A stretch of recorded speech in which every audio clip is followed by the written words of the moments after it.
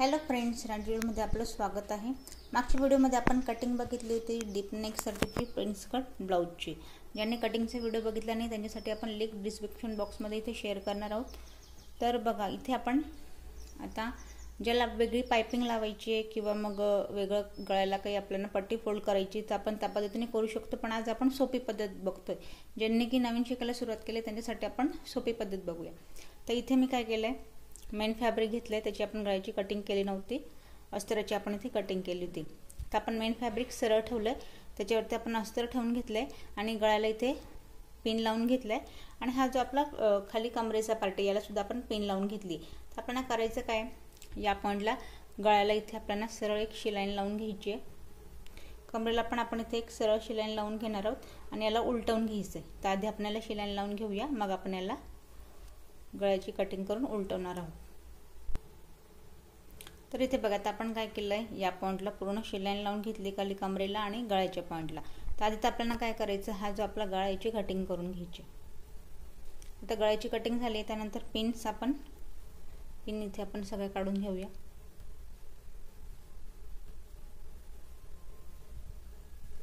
आता बघा, पिन आपल्या काढून झाल्यानंतर आपल्याला करायचं काय, आता बघा या पोर्शन मध्ये हा जो आपला आपण गळा केलेला पार्ट आहे, आपल्याला या पद्धतीने आतून याला पूर्ण आपल्याला बाहेर काढायचं आहे, कपड्याला बाहेरच्या साईडला फोल्ड करायचं आहे। तर बघा, या पॉइंटला आपण इथे कापड उलटवून घेतले। आता कापड उलटवून झाल्यानंतर आपल्याला गळ्याच्या पॉइंटला परत एकदा दाब शिलाई लावायची आहे आणि इथे कमरेला पण आपल्याला इथे दाब शिलाई लावून घ्यायची। त्यानंतर आतला जो पॉइंट आहे, इथे बघा जो एक्स्ट्रा कापड दिसतोय तो आतल्या साईडने आपल्याला याला पूर्ण शिलाईन लावून व्यवस्थित मॅच करून घ्यायचं आहे आणि एक्स्ट्रा कापड आपण इथे कटिंग करायचं आहे। तर आधी आपण शिलाईन लावून घेऊया आणि एक्स्ट्रा कापड मी इथे कट करून घेते। तर इथे बघा, आपण गळ्याला शिलाईन लावून घेतली आणि साईड पॉइंटला पण आपण इथे पूर्ण शिलाईन लावून इथे मॅच करून घेतले।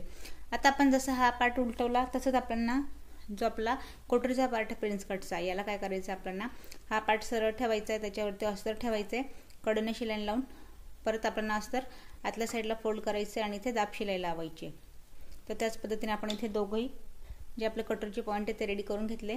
कटोरी पॉइंट आपण दोघंही साईडला इथे मॅच करून घेऊया। तर इथे बघा, आपण कटोरी पॉइंट मॅच करून घेतले, पुढचा पार्ट आपला इथे रेडी झालाय। आता जसं आपण पुढचा गळा इथे उलटवून घेतला तसंच आपण पाठीमागचा जो गळ्याचा पार्ट आहे तो पण आपण इथे सेम या पद्धतीने रेडी करून घेतलाय, उलटवून घेतलाय। हा आपला पाठीमागचा पार्ट। आता हा एवढ्यासाठी रेडी केलाय की हवं तर तुम्ही पाठीमागे इथे हुकपट्टे आयपट्टे लावू शकतात। ह्या पॉइंटला आपण जो आपला पुढचा पार्ट आहे इथे आपल्याला सरळ या पॉइंट पासून कट करून आपण इथे हुकपट्टी आणि आयपट्टी लावणार आहोत। तर बघा, आपण या पॉइंटला इथे हुकपट्टी आणि आयपट्टी आपण इथे लावून घेतली। आता हुकपट्टी आयपट्टी लावून झाली, आता आपल्याला शोल्डर मॅच करायचे। तर आपल्याला करायचं काय, हा आपला पाठीमागचा पार्ट याला आपल्याला सरळ ठेवायचंय, फ्रंट पार्ट त्याच्यावरती दोघंही आपल्याला या पद्धतीने उलटे ठेवून घ्यायचे या पॉइंटला। आणि आता बघा, याला आपल्याला शिलाईन लावताना तिरकशी आपल्याला गळ्याकडे अर्धा इंच डाऊन करत आपल्याला शिलाईन लावायची। साधारण 3 ते 4 वेळा आपण या पॉइंटला इथे तिरकशी शिलाईन लावून घेऊया। दोघंही शोल्डर आपण इथे मॅच करणार आहोत। तर बघा, आपण शोल्डर इथे मॅच करून घेतले। आता शोल्डर मॅच झाले, आता आपण स्लीवचा जो आपला पॉइंट आहे, स्लीव आपण इथे या पद्धतीने दोघंही पॉइंटला आपण स्लीव मॅच करून घेणार आहोत।